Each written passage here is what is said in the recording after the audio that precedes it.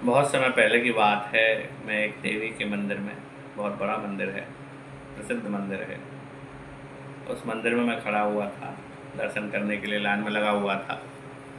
और बस गर्भगृह से मैं कुछ ही दूर था। वहाँ पर गर्भगृह से कुछ ही पहले बस मंदिर में वो प्रवेश करने वाली थी, वो महिला, एक महिला थी वो, और उसके साथ एक बच्चा था, लगभग वो 5-6 साल का। वो बच्चा बड़ा ही किसी बात पर जिद कर रहा था, क्रोधित था, पैर पटक रहा था, परेशान कर रहा था, मतलब कुल मिलाकर अपनी माता को। और माता जो है उसकी, वो धैर्य बनाई हुई थी। लेकिन जैसे ही वो गर्भगृह में प्रवेश करने वाली थी, उसका धैर्य जवाब दे गया, वो क्रोधित हो गई। उसने अपने साथ के पानी का जो कमंडल था उसके पास, उसको फेंक दिया और लगभग बच्चे को घसीटते हुए वो दूर ले गई। क्रोध में कुछ न कुछ कहते हुए उस बच्चे को, बच्चा रो रहा था क्रोध में, बच्चा भी क्रोधित था और माता भी क्रोधित हो गई, और माता उसको क्रोधित होते हुए उसे दूर ले गई। इस दृश्य को देखकर मेरे मन में कई विचार आने लगे। पहला विचार तो मेरे मन में यही आया कि अगर वो कुछ देर और धैर्य रख लेती तो उसे दर्शन हो जाते, गर्भगृह में वो प्रवेश कर जाती।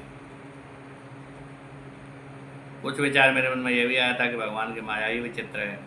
उस बच्चे के मन में भी जाने क्या आया कि वो क्रोध करने लगा, जबकि वो गर्भगृह में प्रवेश ही करने वाली है, और वो बच्चा जिद करने लगा किसी बात को। तो भगवती की माया ही ऐसी है, वो जिसे दर्शन देना चाहे दे, जिसे दर्शन देना न चाहे उसे न दे। तो ये भी विचार आने लगा। दूसरा एक विचार मेरे मन में ये भी आने लगा कि हम भी तो उस जगन माता के बालक हैं, हम गर्भगृह में प्रवेश करने वाले हैं, जो हम सभी उसके बालक हैं, और वो हमारी माता है। अब वो बच्चा जो धरती पर पैर पटक रहा है, जिद कर रहा है, वो अपनी माता से जिद कर रहा है, और माता ने धैर्य छोड़ दिया, माता क्रोधित हो गई और उस बच्चे को घसीटते हुए ले गई। और हम उस जगन माता से यदि अपने संबंध का विचार करें तो हम भी जिद कर रहे हैं, हम भी तरह तरह की उससे कामनाएं कर रहे हैं, उसके पीछे पड़े हुए हैं, रो रहे हैं, जिद कर रहे हैं। लेकिन वो जगन माता अपना धैर्य नहीं त्यागती। क्या भी गया ना कि माता को माता नहीं हो सकती। तो वो जगन माता तो अपना धैर्य नहीं त्यागती। वो जगन माता हमें क्षमा करने के लिए सदैव तत्पर है, और हम उसके बालक धृष्टता करते ही चले जाते हैं, धृष्टता करते ही चले जाते हैं। तो उस जगन माता के प्रति हमारा क्या कर्तव्य है कि वो हमसे प्रसन्न हो जाए। ये सब विचार मेरे मन में आने लगे। हमसे प्रसन्न रहे, वो हमें दर्शन देना, हमारी इस प्रकार की हमसे माया न करे कि हम उसके गर्भगृह से ही वापस लौट जाएं। वो जगन माता हम पर कृपा करे, हम उसके लाडले प्यारे बालक बने रहें। तो उसके लाडले प्यारे बालक बने रहने के लिए हमें क्या करना होगा? इसके लिए 5 सूत्र हैं जो उस बच्चे में दिखाई नहीं देते। किसी भी रोते हुए और जिद करते हुए बच्चे में दिखाई नहीं देते, और यदि वो दिखाई देने लगे तो माता प्रसन्न हो जाएगी। जैसे उस माता ने अपने बच्चे के लिए उस धैर्य को छोड़ दिया, क्योंकि उसमें वो 5 जो लक्षण दिखाई नहीं दिए। कौन से वो लक्षण हैं, आइए उन पर विचार करें। सबसे पहला सूत्र है श्रद्धा। श्रद्धा से ही सब कार्य शुरू होता है, साधना श्रद्धा से ही आरंभ होती है। अपने इष्ट पर श्रद्धा, भगवती के प्रति श्रद्धा या भगवान के प्रति श्रद्धा। यदि हमारी श्रद्धा ही नहीं है, हमारा श्रद्धा का जो प्रवाह है वो भगवती की ओर या भगवान की ओर नहीं बह रहा है, तो हमें सिद्धि प्राप्त नहीं होगी। दुर्बल श्रद्धा वालों को सिद्धि प्राप्त नहीं होती। जय श्रद्धा संबल रहित नहीं संतन कर साथ, यानी श्रद्धा संबल है जो हमें साधना में शक्ति प्रदान करता है। उस रोते हुए बच्चे की अपने माँ में श्रद्धा नहीं थी, इसीलिए तो उसकी बात नहीं सुन रहा था। वो माता उसे समझाने का प्रयास कर रही थी, और वो बच्चा उसकी बात सुनने के लिए तैयार नहीं है। क्यों नहीं तैयार? क्योंकि उस समय उसकी श्रद्धा उससे समाप्त हो गई है, उसकी श्रद्धा नहीं है उसकी बातों में, वो अपनी जिद पर अड़ा हुआ है। तो इस प्रकार की अश्रद्धा हमारे अंदर न हो। जो भगवती ने आदेश दिया है उस आदेश पर हम चलें, भगवान से हम प्रेम करें, लेकिन किसके साथ? श्रद्धा के साथ। श्रद्धा ये पहला सूत्र है। दूसरा सूत्र है संयम। संयम शक्ति जब एकत्रित होती है जब हम संयमी बनते हैं, जब हम भोगों की ओर आकृष्ट नहीं होते। मैं नहीं जानता कि वो बच्चा किस बात पर जिद कर रहा था, किस बात पर चिढ़ा हुआ था, लेकिन निश्चित रूप से वो किसी न किसी चीज़ के लिए जिद कर रहा होगा, या अक्सर बच्चे जो जिद करते हैं वो किसी चीज़ के लिए ही करते हैं, यानी अपनी माँ के अलावा अन्य किसी चीज़ के लिए कामना।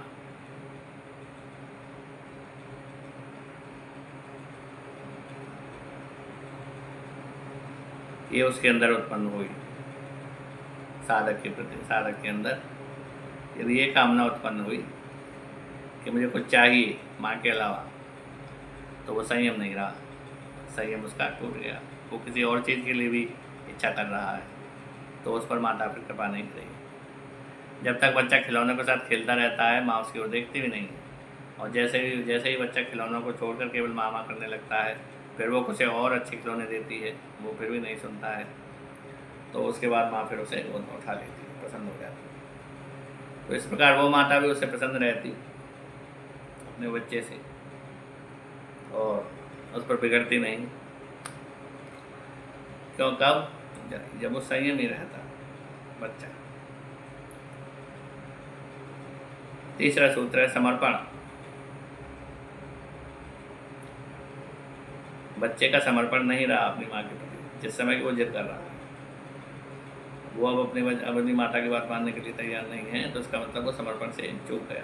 अब उस बच्चे के समर्पित नहीं है, उसे अपनी माता के वचनों पर विश्वास नहीं है। वो जो माता जो कहती है कि बाद में चीज़ दिला दूंगी या जो भी, वो समर्पित चित्त से अब वो अपनी माता का अनुसरण नहीं कर रहा है, वो अपने पर अड़ा हुआ है, अपनी उसकी इच्छा प्रबल है।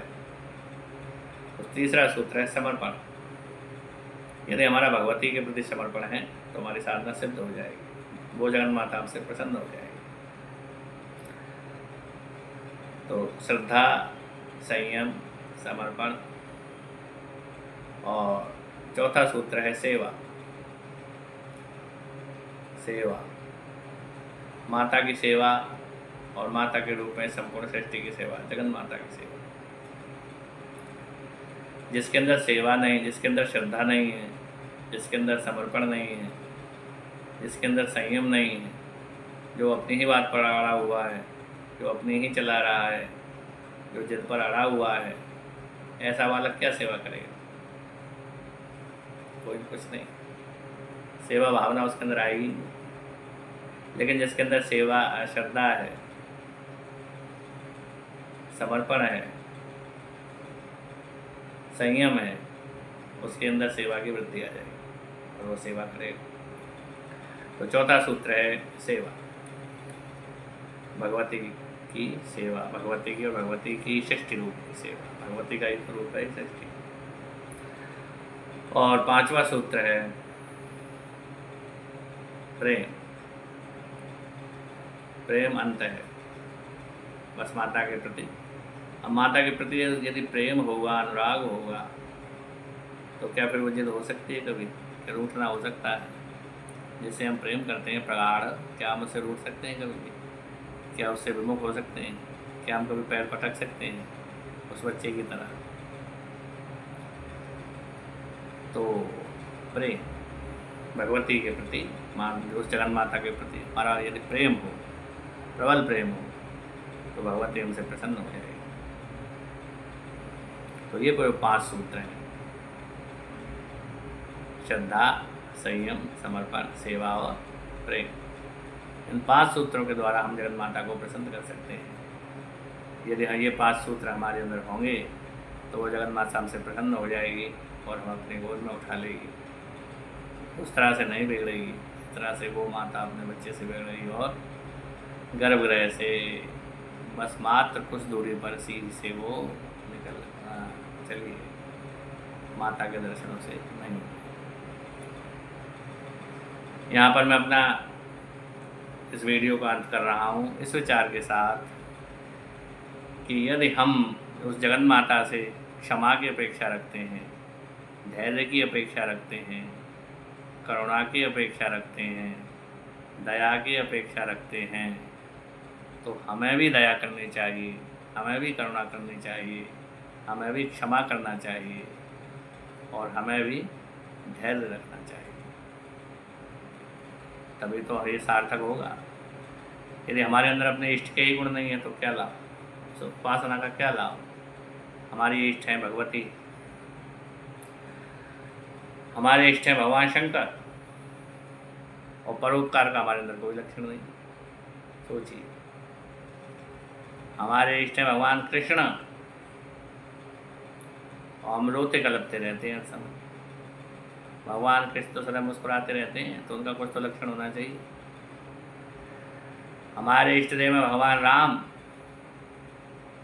और भाई से हमारा झगड़ा चल रहा है, मुकदमा चल रहा है, तो इष्ट के लक्षण होने चाहिए।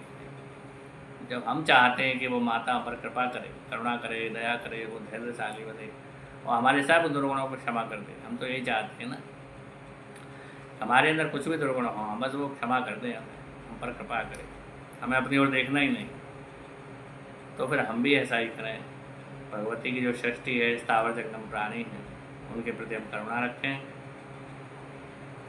उनके साथ प्रेम करें और उनकी सेवा करें, तो निश्चित रूप से भगवती हमसे प्रसन्न हो जाएगी। फिर हमें गर्भगृह से ठीक पास से नहीं लौटना होगा, हम गर्भगृह में प्रवेश कर जाएंगे और भगवती हमें साक्षात दर्शन देंगी।